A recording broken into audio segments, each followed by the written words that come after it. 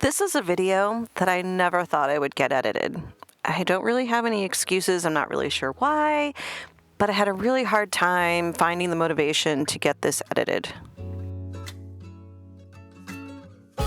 Lately, I feel like every time I go to the thrift looking for furniture, everything is so ridiculously overpriced. So when I found this cute little writing desk at only $24.99, I was smitten and couldn't rip that tag off fast enough. Now, before anybody yells at me and says, "Why did you paint that?" It needed some work. A couple of the drawers had cracks along the top, which needed to be fixed. The finish was coming off, and so that's why I painted it. It wasn't perfect, and I wasn't going to restore it to perfect. My name is BJ. My business is called Junkdup. If you're new here, welcome, and if you're not, welcome back.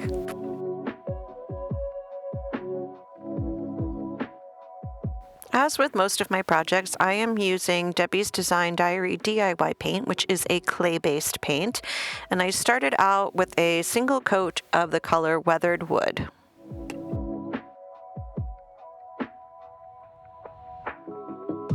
I let that all dry and then decided I wanted some texture, so I'm going to use salt wash. You can't really see what I'm doing right there because I have a really bad camera angle, but I'm basically just taking a scoop of salt wash and adding that into some weathered wood. Then I'm going to use a brush and a pouncing motion to create some texture on my piece. I'm also adding a little bit of extra salt wash, and I'm going to spray that with some water to kind of set that. It just gives me some added texture. So while this is all drying, I know that I want to use a paint inlay on this. So it's important for me to decide two things. Number one, the placement of my paint inlays, and number two, what colors I'm going to use to blend and then put the paint inlays into. I am using the Classical Cameo paint inlay by Orchid Designs. This is a design that was done by Annie Sloan. So because of the way a paint inlay works, it's important to decide where your inlay is going to go before you start painting. Unlike with a transfer where you paint and then you can kind of decide where your transfer goes, with a paint inlay, because you are applying the paint inlay to wet paint, you kind of have to decide where that inlay is going to go first. So once I did that and cut up the pieces of the inlay, then it was time for me to go ahead and paint and have those inlay pieces ready. So one of the things I love about DIY paint is the heavy clay base that this paint has.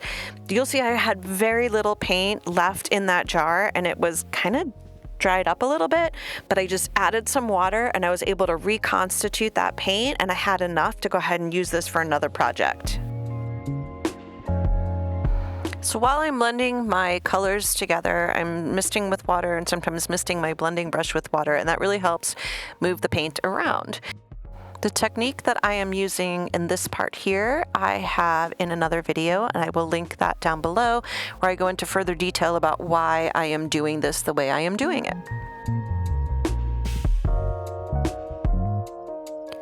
I get asked sometimes if it is possible to use a paint inlay on a blended finish and how the heck you do that. And so I feel like this is a good video for that, where I'm taking a completely blended finish and showing you how I apply a paint inlay.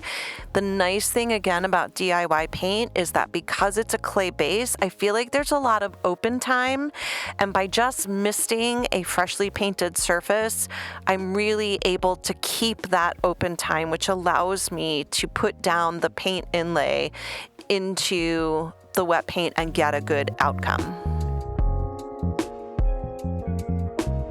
This is what I love about a paint inlay, is because you're putting paint into paint, you get this absolutely organic, naturally worn finish.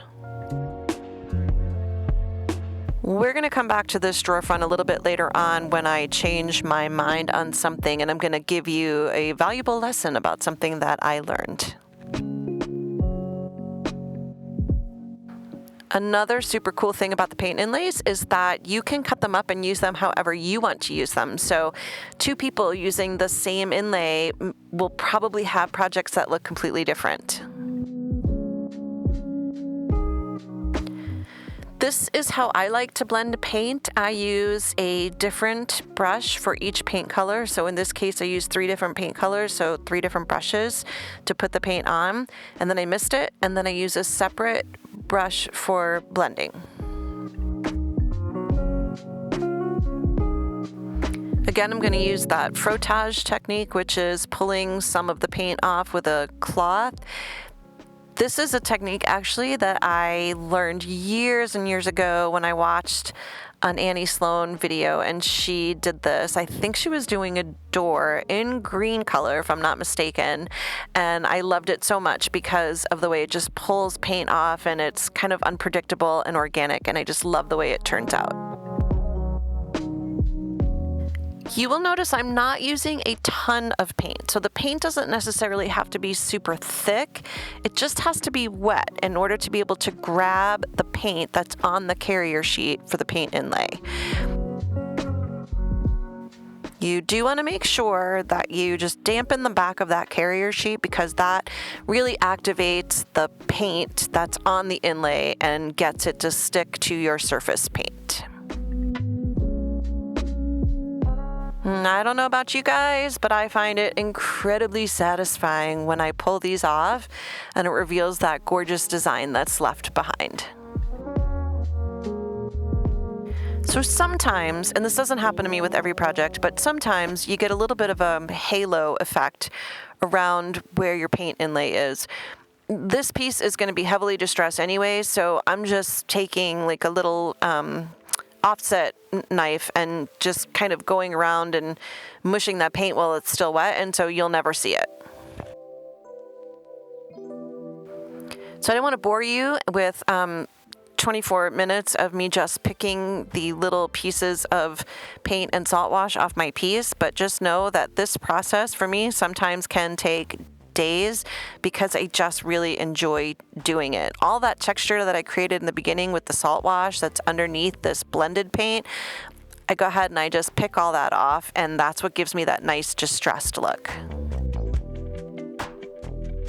So let's come back to that drawer that I had done initially. After I put the handle on there, I realized I didn't like the way the inlay just stopped.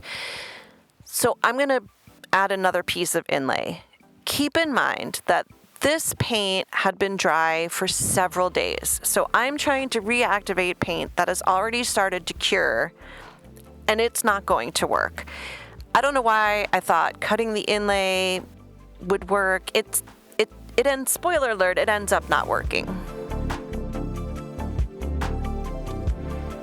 And to be honest, as I was doing this, I knew it wasn't going to work because I could feel that the paint wasn't grabbing the inlay, and I was struggling to get that inlay to stick, which means the paint underneath wasn't grabbing. And the mistake I made was that I had let my paint dry for several days and it started to cure, and I couldn't activate that paint enough to grab that inlay. So to fix that, I'm just going to go ahead and add more paint and do a take 2, and it all works out.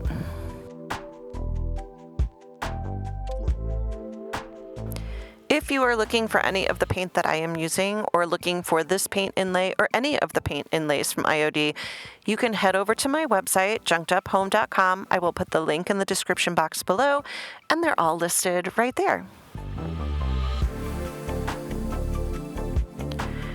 I know a lot of you think that these paint inlays are really difficult and fussy, and I thought they would be too. And honestly, after I've been using them a lot lately, I find them to be super forgiving. I've also heard people say that they are very expensive, and while they are a little bit on the pricey side, keep in mind that you will get several projects out of these. I think I used maybe 1.5 sheets for this whole piece, and I still have like 6.5 sheets left to do other projects with.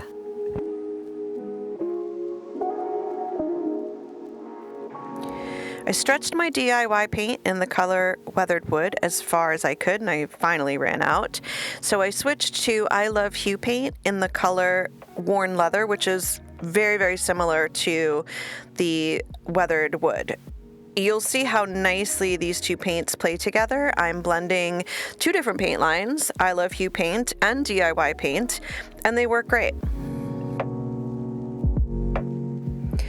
These pieces are also from the Classical Cameo paint inlay. And just to go back to the cost a little bit, I don't know if everybody knows this, but you can reuse those paint inlays at least twice. If you're lucky, you can get 3 uses out of them, but you should be able to get at least 2 uses.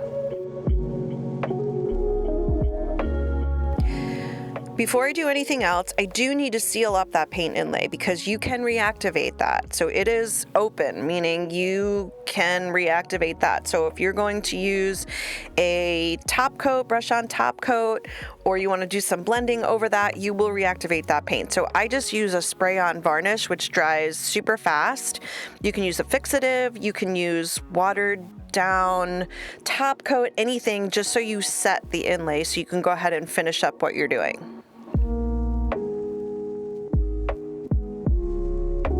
These are all just the little finishing touches that I do and make sure that everything is nice and clean before I top coat, before I go ahead and wax my piece. I just want to make sure that everything is clean and all of my edges on the drawers are painted and any spots that I missed are painted.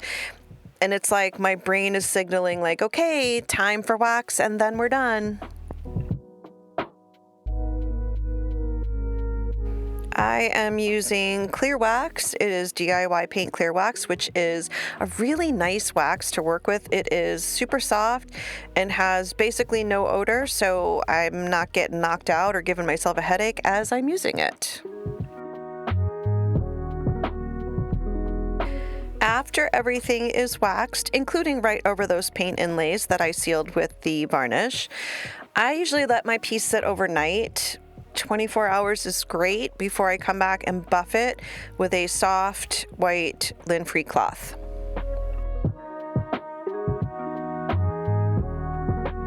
Now the fun part comes where I get to put all of the hardware back on and decide if I like the hardware or don't like the hardware. Some of these little knobs were missing, so I decided to just move them around and then get 2 new knobs for those center doors.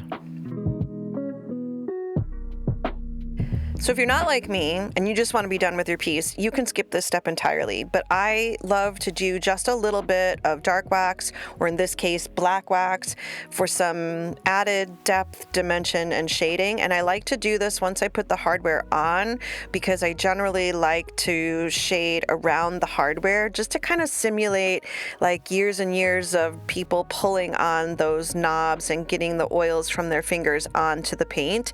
And it gets naturally worn there, naturally darker there.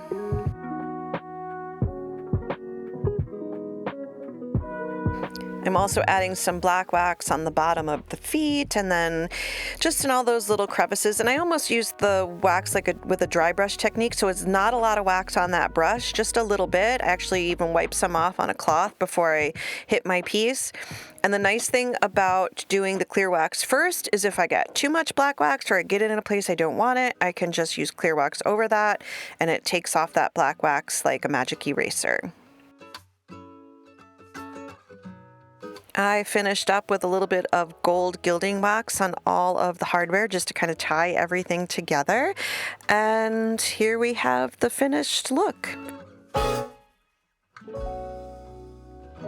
Listen, I know that my pieces have a lot of steps and that there's a lot of work that goes into this, but just keep in mind that this is my passion and this is what I love to do.